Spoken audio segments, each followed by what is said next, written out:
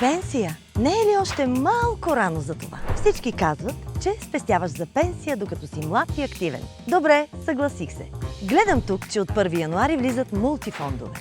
Пак ли ще трябва да тичаме някъде? Спокойно, веднага обяснявам. Първо, проверявате парите си за втора пенсия. Партидата е лична сметка, като в банката. Ако не знаете къде сте разпределени, проверявате в НАП, СПИК или се обаждате на телефон 0700 18 700 и питате дружеството колко имате. Конфиденциално е. Аз не знаех, че тези пари са гарантирани, наследяват се и трупат доходност, а с мултифондовете тепърва ще растат. Трябва ли да правим нещо сега?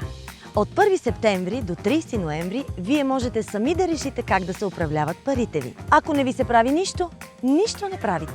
Дружествата работят вместо вас и ще ви разпределят по възраст. До 50 годишна възраст, хоп, в динамичен подфонд за по-висока доходност. Между 50 годишна възраст и 3 години преди пенсия – балансиран, а след това – консервативен. Искате промяна след време? Може на всеки 12 месеца. Аз избрах, ще спестявам пари за пенсия, докато съм млада и неустоима.